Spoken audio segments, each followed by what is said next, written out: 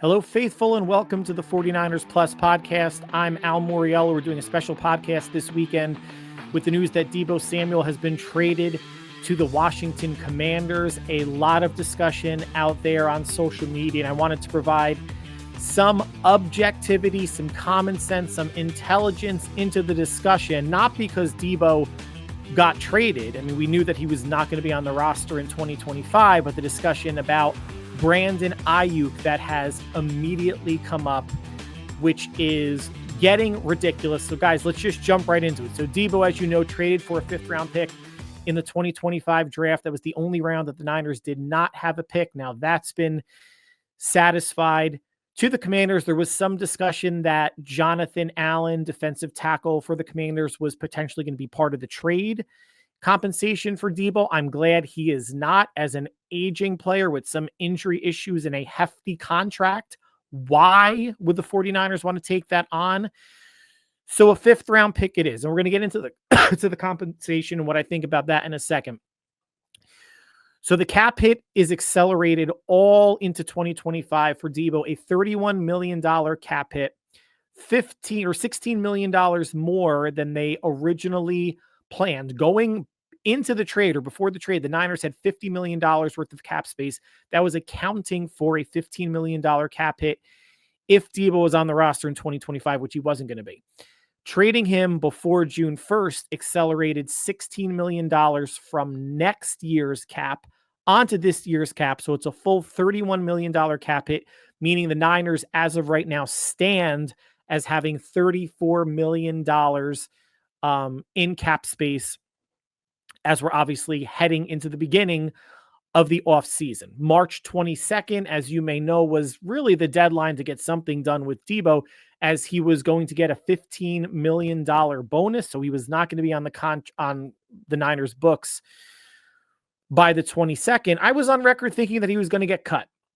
I wasn't sure that the Niners were going to take all of their salary cap medicine this year when they're such a big fan of rolling over cap space. And mathematically, it might not have been any different, right? They're saving $15 million in cap space next year. It's accelerating to this year. So potentially the math evens out. It's null, right? A post June 1st cut designation would have saved the 49ers $5 million in cap space instead of accelerating $16 more million on their cap for 2025. But there would have been a cap hit in 2026. So the Niners are taking their medicine. This is part of, we're all assuming, the plan that John Lynch mentioned at the combine in terms of wanting to be a little bit more financially responsible, wanting to recalibrate a bit, a need to get younger. Deebo, 29, going to be 30 years old. They got younger at the receiver position last draft with both Ricky Pearsall and Jacob Cowing, and there might be a receiver drafted this year, maybe with a 4th or 5th round pick or later. I'll get into that in a second. My only issue with the compensation is, why is it this year?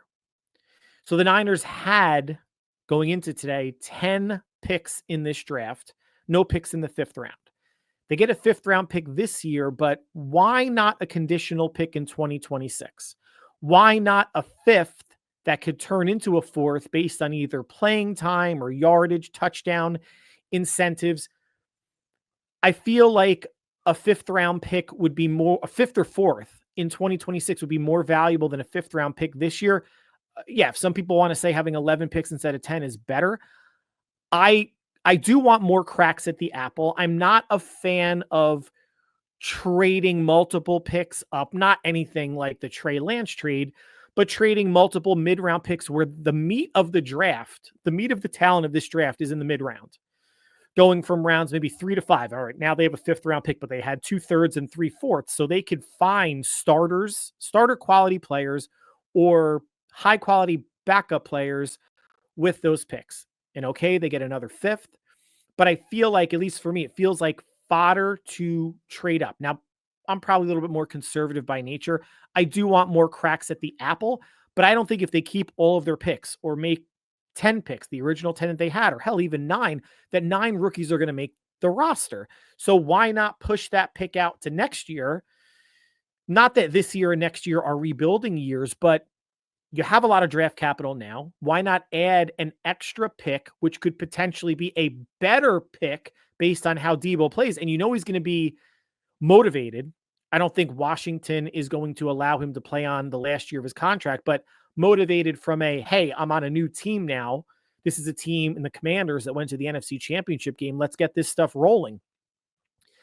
I personally think it would have behooved the Niners to get a pick in 2026. As it stands now, they have 11 picks in the 2025 draft. And when I do my next mock draft, which might be after this recording, assuming any of the sites that I use, Mock Draft Calculator or PFF, have that updated with the 5th, I'll see what that pick could potentially net them / me.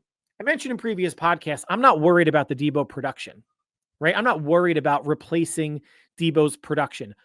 From his All-Pro 2021 season, and yes, he's missed time after that, where he went for 1,400 yards receiving, 6 touchdowns, almost over 400 yards on the ground or close to it. 2022, 632 through the air and 2 touchdowns. 2023, a little bit of a bounce back, 892 and 7 touchdowns. And 2024, 670 and 3 touchdowns. I didn't give any rushing stats because I feel like they're irrelevant. I feel like the Deebo in the backfield thing ran its course. There was no deception. The vast majority of the time when Deebo was either put in motion or in the backfield, he was getting the ball, getting handoffs, especially if another running back wasn't in. We didn't see a whole lot of 2 running back sets with Deebo in the backfield. So I feel like whatever production he gave there, and it wasn't a lot. I mean, his yards per carry seriously dipped the past couple seasons.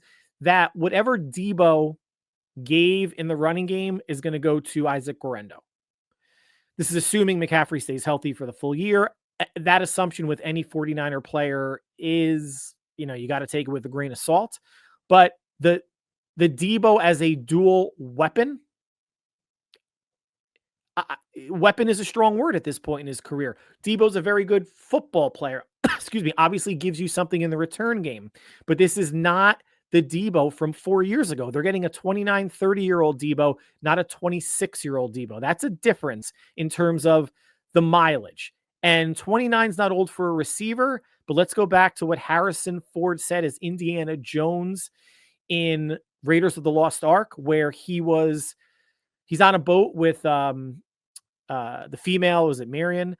And he's in pain. And she says something about his age. And what was his response? It's not the years, it's the mileage. And the mileage on Deebo is greater than that than A.J. Brown, DK Metcalf. Hell, even someone, if you want to stay with Seattle, Tyler Lockett, who's probably going to be a free agent if he gets released. I know there's been talk about DK Metcalf getting traded. And we're going to get to Brandon Aiyuk in a minute.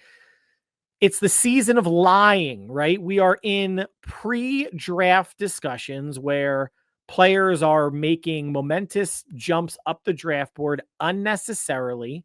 Defensive end / tackle Shamar Stewart of Texas A&M being the most recent one. If people are believing, anything about because he tested so well, combines, the 40, the long jump, the shuttle, the high jump.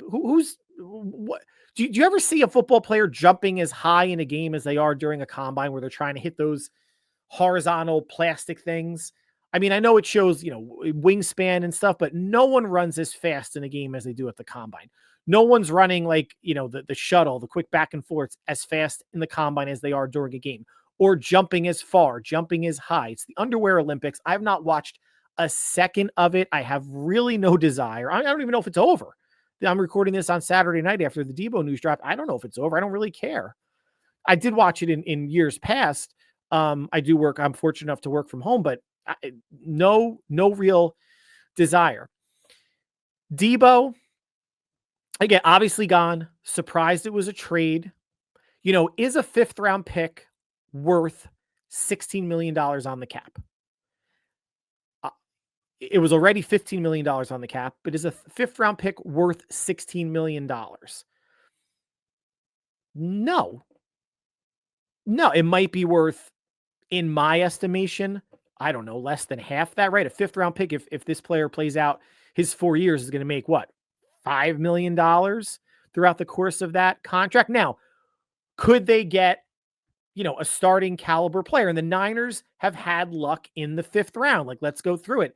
George Kittle in 2017, Greenlaw in 2019, Colton McKivitz, love him or hate him, he's a starting right tackle in this league in 2020. Jalen Moore, Diamador Lenore, and Talanoa Hufanga, all 5th rounders in 2021. Hell, even one of my favorite players of all time, Merton Hanks, in 1991 was a 5th round pick. It doesn't guarantee anything in terms of, 5th round, the Niners are definitely going to find a money player there.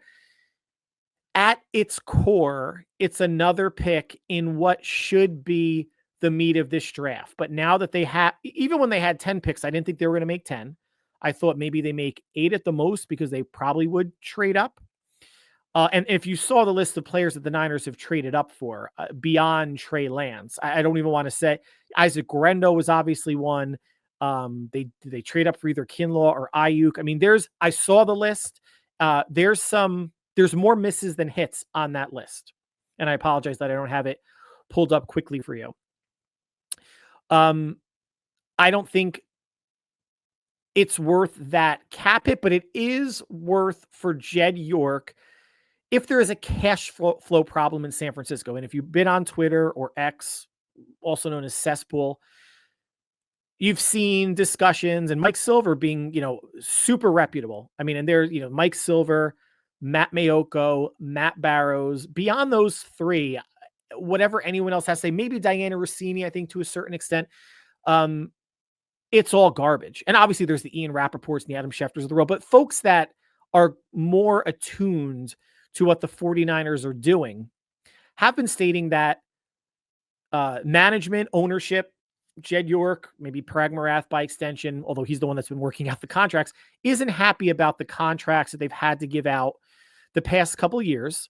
It's a first world problem, right? If you're giving out contracts, that means you have really good players. And you're in contention for an NFC championship or a Super Bowl bid from 2019 through 2023. Obviously, the 2 years, 2020 and 2024, the injury bug bit badly. Although I am record on saying, we'll just look at last year, that no matter how hard the injury bug bit, they should not have been a 6-11 team. They should have had 8 wins. At the worst, maybe 9. Still wouldn't have been good enough to make the playoffs. And at that point, you're like, well, there was a lot of injuries to a lot of players. And it wasn't a Detroit Lions situation, guys, where they did have a lot of injuries on the defensive side of the ball, but a lot of those injuries were also, or the majority of those injuries were to backup players. You can't compare injuries that the Niners had everywhere to what Detroit had. I've said this before, and if this is your first time listening or watching, thanks for having you aboard. If you're listening and watching previously, glad to, keep you entertained and still have you aboard. But the Lions weren't missing Jared Goff or Jahmyr Gibbs like McCaffrey was done for the year. They missed David Montgomery for the last month of the season, but they already had probably 10 or 11 wins by then. They didn't miss Sam Laporta. They didn't miss Amon-Ra St. Brown like they missed Aiyuk. They didn't miss Jameson Williams for really an extended period of time. They didn't miss Penei Sewell like they missed Trent Williams for the last 6 or 7 weeks. All injury situations are not equal. But they shouldn't have been a 6-11 team. They should have been 8 or 9 wins, especially with those 3 blown losses in the division. Now, coming off of the Deebo trade, which again, I don't want to say I'm glad that I was proven wrong. I'm still surprised at taking all of the medicine now. If John Lynch is going to come out or Parag Marath saying, mathematically it's the same thing, or we wanted to clear space for 2026, I don't know.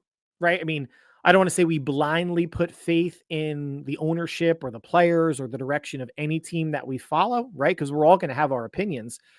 I was surprised that they chose this route. The silver lining, if you want to call it this, and it's actually not Deebo specific, but I guess in a way related to Deebo, is they can make that money up by extending Kittle and Fred Warner. And John Lynch at the combine spoke that, that he's spoken to Kittle. He's told him that they have some other things that they need to get taken care of first Deebo, check. He's gone. Hopefully Brock Purdy's contract gets resolved around the time of the draft, or hopefully before. I mean, the draft is what, 6-7 weeks away, end of April. I mean, let's get that done. I mean, how much are you really going to fight when we know where they're going to end up in the mid 50s, give or take a couple million, 53 to 58 million dollars. The cash flow issue could get resolved. Going back to that, I'm sure you saw that they were discussing selling a 10% stake in the team, a team that was valued at $9 billion. So that would be $900 million of cash incoming to the York family. But it's a good first world problem to have. Now, they haven't won the Super Bowl. And if they had won in 2019 or in 2023, I don't know if that changes the equation of like keep having to stack a good team together. But John said it at the combine. You can't put your foot to the pedal or pedal to the metal down every year. And he doesn't mean going all in. I don't think last year was an all in year, right? Like they made no big free agent signings. Both Leonard Floyd and Yetur Gross-Matos at the end were both $10 million a year players. They traded for Malik Collins and Khalil Davis, right? They didn't give Demo the extension until actually midseason. So they didn't do anything last year to break the bank by any means, but giving Warner, having a top 3 linebacker in Warner, a top 5 edge rusher, a top 2 tight end in Kittle. We'll say a top 10, top 12 corner in Deebo. I know he's like paid maybe like top 7 or 8, but that's the cost of doing business. Having a top 3 running back in Christian McCaffrey, a top 3 tackle in Trent Williams. You want to have these top 3-ish players. It's going to cost money. You just can't keep when players are coming up for a contract. And if Greenlaw is let's say a top 10, top 12 linebacker, you can't pay him top 8 money because you're already paying money to Fred Warner. I've said this, and to those that have been following the podcast, one, thank you very much. And I'm going to sound like a broken record, but I'm a firm believer that you can't pay heavy money to 2 in any position. You can't pay 2 wide receivers heavy money. You can't pay 2 DNs, 2 D tackles, 2 corners, 2 safeties, 2 offensive tackles. Maybe in the Niners' philosophy, 2 on the offensive line at all. It's just Trent Williams making money. I don't think they're going to go after Drew Dahlman of Atlanta. Kyle would probably like a veteran center because they went with Alex Mack and Jake Brendel and Winston Richburg that didn't work out, had knee issues. That's why they traded for Matt Hennessy from the Falcons, or they signed Matt Hennessy from the Falcons practice squad for cheap, right? You have to go cheap somewhere. And I'm not saying you have a starting corner and a $900,000 corner, although they have that in Renardo Green. You might have a starting linebacker or an all-pro linebacker in Fred Warner, and you have a $4 million linebacker next to him, not an $8 million. Like same with receiver. Now, Deebo, again, the end game for Deebo was playing on the last year of his deal. They weren't going to re-sign him. There was no universe where extending Deebo is going to be acceptable or logical, given the wear on the tires and his dwindling returns as a receiver or as an offensive player. Again, very good offensive player. But I think Kyle and the offense and Brock needs another player that's better than a receiver, that is a better receiver than Deebo, but might not be as good of a football player as Deebo. Does that make sense? We've seen when McCaffrey has gone out, when Deebo has gone out, during a game, before a game, that the game plan just gets thrown completely off track because there were some Deebo-centric games. But with that comes handoffs and tunnel screens and not being able to beat man, not really getting open a whole lot. And that's, he's not wine or cheese. That's not going to get better with age. But I hope whoever takes that spot, and if it's Pearsall or Jennings, Aiyuk is going to come back. We're talking about that next. If it's Isaiah Hodgins or Russell Gage, I keep saying don't sleep on them. I'm not guaranteeing they make the 53, but they're veteran receivers that, in my estimation, per Kyle's comfort level with veterans, will make more of an impact in 2025 than anyone that they can draft this year. Think about how buried Jacob Cowings was as a 4th-round pick. And obviously, Pearsall getting shot and missing the first 4 to 6 weeks of the season, and then him slowly coming up to speed, rounding into form the last 3 weeks of the season. But the 9 weeks before that, the 8 or 9 weeks before that, I mean, multiple games in a row where he was catchless. But the Deebo trade has now had the Twitterverse, which is again cesspool. It is not exactly a repository of the smart or logical or objective wanting to trade Brandon Aiyuk. So what Lynch said at the combine was a sentence or two, and I'm going to paraphrase. People out there are saying that they're actively shopping Brandon Aiyuk. That is 100% false. Was it Ian Rappaport or someone else from NFL Network said, keep it? It's not, I'm hearing that they're shopping Aiyuk. It's keep an eye on the Brandon Aiyuk situation. And that is based on people extrapolating what John Lynch said at the combine, which in a sentence or two was essentially this. Yes, yeah, we've, heard about that. We've been getting calls, like we did the past couple of years. And, you get calls on good players. So, when we get a call, we'll listen. That was it. And then they started talking about his rehab. That was literally it. If you want to find the exact quote, I know people don't like to do this. They rather just take what they see on Twitter, see on a Yahoo or a news website headline or what people are saying and go with it. I'm not saying those were the exact words. That was the sentiment, guys. If you want to find exactly what Lynch said, you can go to 49ers Web Zone. I don't know if there's video of what he said at the combine. There probably is, but that was the sentiment. People are calling about Aiyuk because Aiyuk is a very good player, knee injury notwithstanding. He's had those discussions a couple of years ago about Deebo when he was going through his contract dispute, had that discussion last year about Aiyuk when he was going through his contract dispute, and they just took the page out of Diva Receiva 101, right? If things aren't going your way, delete the team from Instagram, say that you want to trade. It's all about leverage. It's all contract talk. I stated last year, Aiyuk was going nowhere repeatedly throughout the offseason in the summer. And I'm on record for 2.5 years saying that this was the plan. They were going to re-sign Aiyuk and trade or get rid of Deebo this offseason.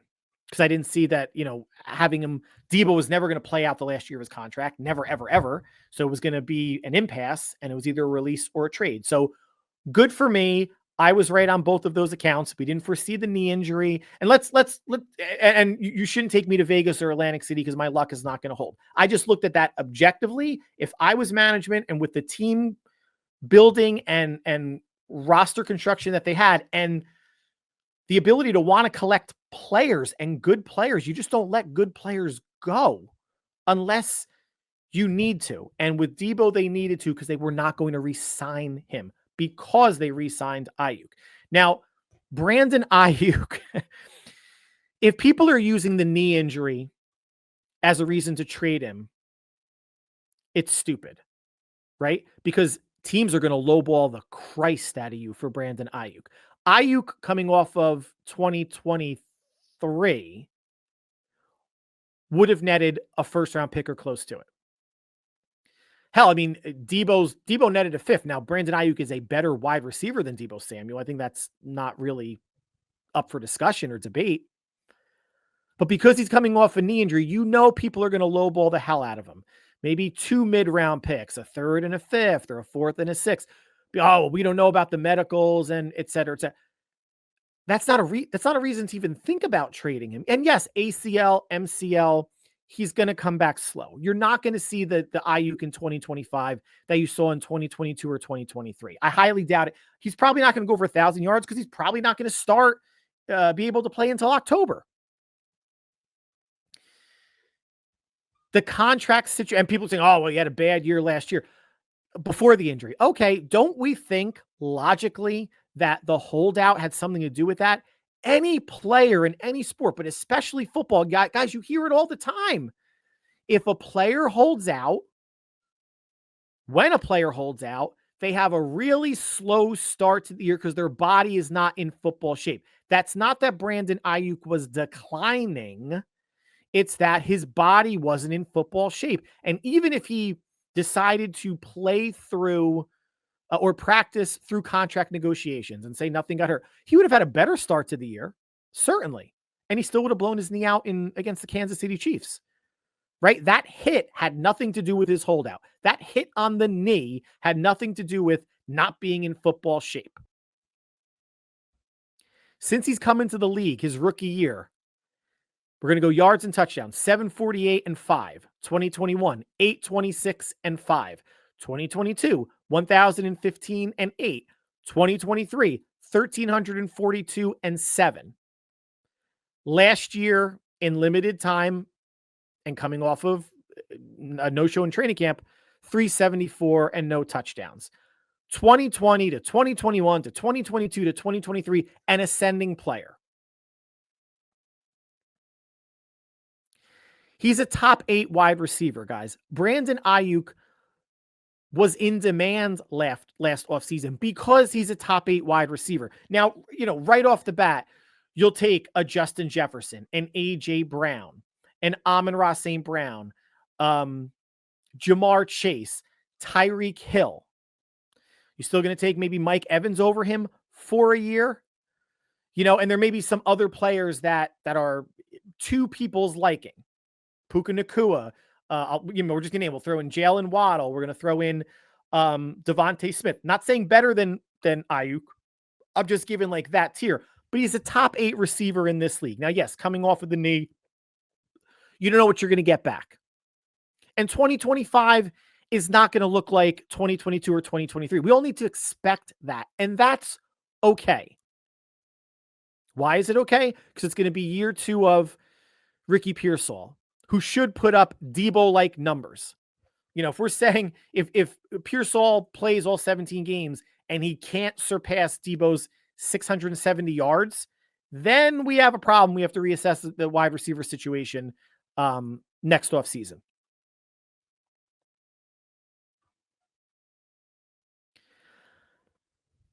This is not a rebuilding year for San Francisco. They are not an expansion team. They are not bereft of talent. They have to get smarter and more judicious and shrewd with the moves that they make in free agency and the draft to supplement the stars and the very good young players that they have. That means if they draft a D-end or they can bring in, let's just, for shits and giggles, Joey Bosa in free agency, then maybe that makes in the summertime or September in final cuts a Yetur Gross-Matos or Leonard Floyd expendable. And you can save maybe $6-7-ish million on the cap for each one of those players. You draft or bring in a D tackle. It can make Malik Collins or Jordan Elliott or Evan Anderson, who's on a really exclusive rights free agent deal, expendable. I don't think there's a lot of players that are safe on the team outside of obviously your stars and the young players that showed out well the past couple of years. But how does trading Aiyuk make the Niners a better team in 2025 with Deebo gone? And again, Deebo's no great shakes, but at least there was some chemistry there with Brock, with the offense. Kyle knew how to use him, but even with knowing how to use him, declining production basically from 2021 on. Had a little bit of a bump in 2022, but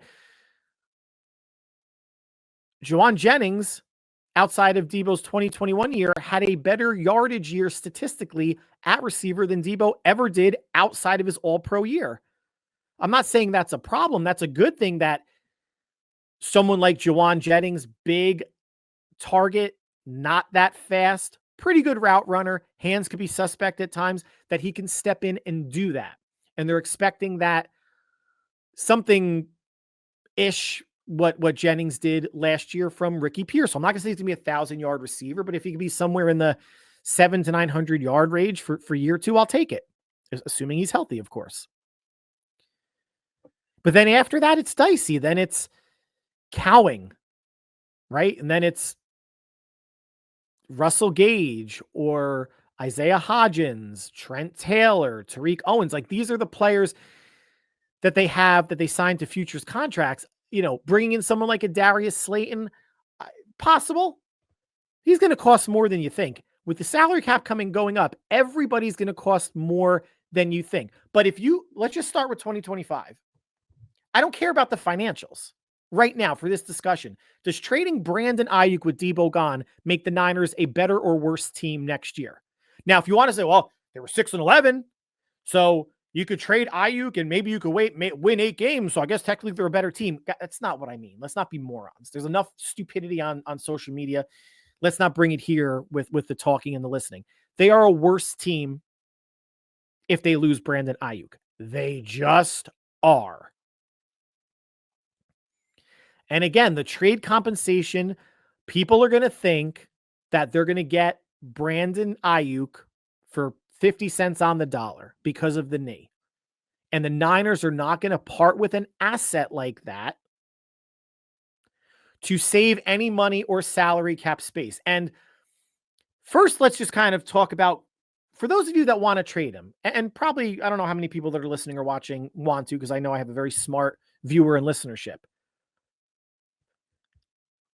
If Aiyuk is traded before June 1st, he has a full $18 million cap hit. $10 million if he plays this season. It's another $8 million if he's traded. So that means you have almost $50 million in dead cap hit money devoted to 2 wide receivers who are playing for other teams. Does that make sense? No. Now, if he's traded after June 1st, then the cap hit goes from 18 million to 14 million, or say 19 million to 15 million when you take in the 700,000 here, 600,000 there, and they save $6 million on this year's cap, but then you're spreading out the hit. So this is another one of those. Do you want to take if you're going to trade him, do you take the full hit this year or wait until post June 1st and trade him? A lot to unpack here, but let's start with, guys, what the fuck is the rush? Deebo's gone. Now we're itching to trade Brandon Aiyuk. Why? It's more of and I don't think he's going anywhere, but I like to be objective and devil's advocate. Let's play both sides of it. Still recovering from the knee injury, right? $50 million cap hit if he's traded in addition to Deebo being gone. Kyle is not going to draft a receiver in the first or second or say even third round because they have too many needs throughout the roster. They did get Pearsall. They obviously have Jennings. Cowing was buried. And if you're going to draft, let's even say the third round, you're going to draft a receiver in the third or fourth round.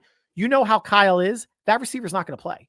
That receiver is going to be buried for someone like a Russell Gage or Isaiah Hodgins. I promise you that. They bring in a third or fourth round receiver. It might just be in spot or package duty, but Cowing couldn't even get in then. Cowing couldn't even become Deebo's understudy to take handoffs, end arounds, bubble screens, slip screens, wide receiver screens. Couldn't get on the field. And he might have been the fastest receiver on the 49ers roster? Had that one big catch against the Chiefs down the sideline, showed the speed, still, for a team that was hurting for speed, still could not get on the field last year. It's like, oh, well, they find this stud receiver in the third or fourth round, he'll play. It's not how Kyle rolls, guys. That's not how Kyle rolls.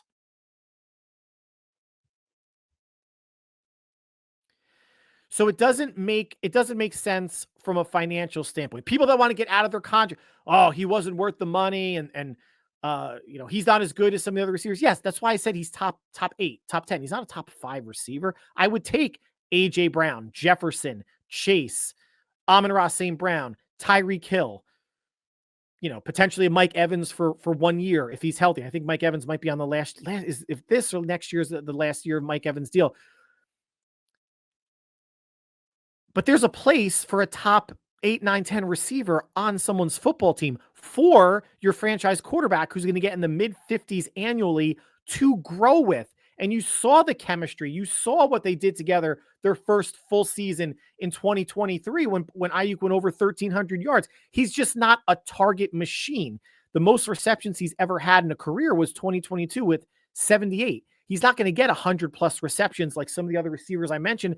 And that's okay. It's a byproduct of Kyle running as much as he does, although he does get away from the running game at ridiculous times during games, and having Kittle and having McCaffrey. They had Deebo in the past. Now it's going to be Jennings. Now it's going to be Pearsall. God forbid they get a second tight end that could get more than 11 receptions in a season.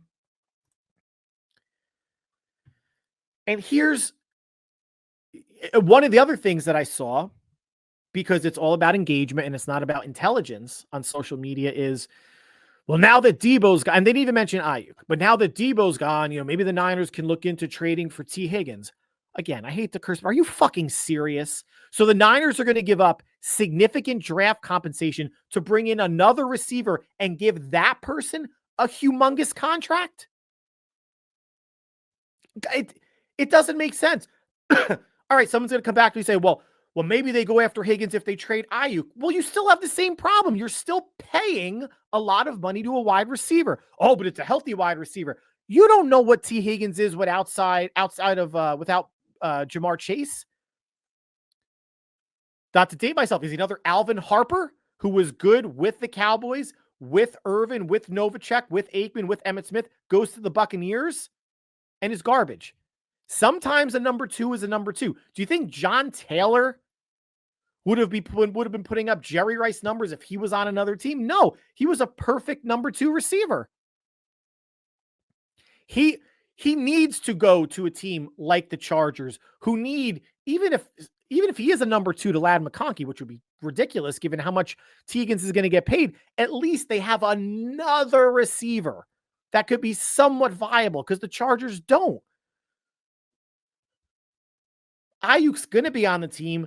Jennings is the other receiver that is more than viable. Hopefully, Pearsall is another receiver that is more than viable. Kittle takes a whole lot of stress and strain from the outside of the field because what he does underneath. Same with McCaffrey, opening things up for everybody else. But you're going to see it about trade talk for T. Higgins or bringing Devontae Adams in. You still have the issue of salary. Maybe the contract isn't as big as what Aiyuk is going to get. Devontae Adams is going to get 4 years. Maybe he gets 2 years. But then those 2 years, even if you add void years onto the back end, are still going to be a cash flow crunch-ish issue. It doesn't make any sense. If you're really banging the drum to trade Aiyuk for whatever reason, what's the rush? Why does he have to go March 1st?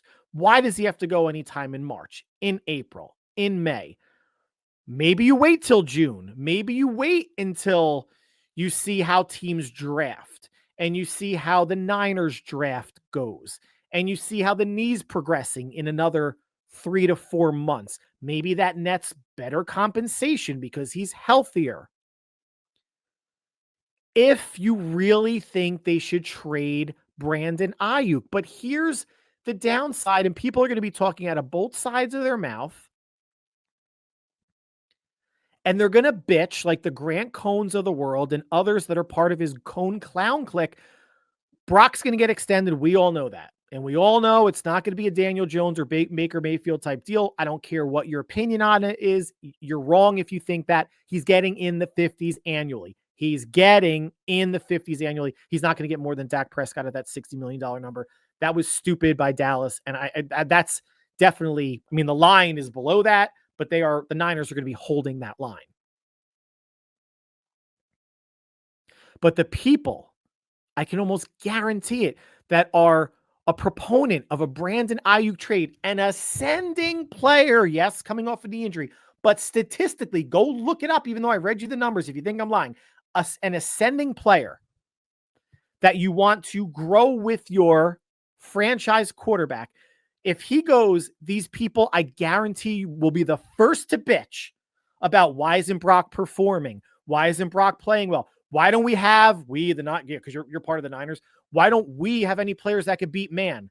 When Aiyuk was like a top 5 receiver the past couple of years in terms of yards per separation per route run. Deebo's gone. That solves one receiver problem in terms of not being able to beat man.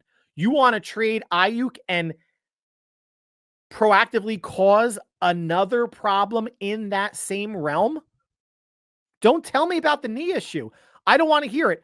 I tore my ACL 25 years ago. Came back just as athletic or not, depending on how you want to look at it, as I was before. And medicine has progressed since then. ACL, MCL, but it wasn't a meniscus tear, patella tear. Like there was, it wasn't a catastrophic knee injury. We're not talking about, like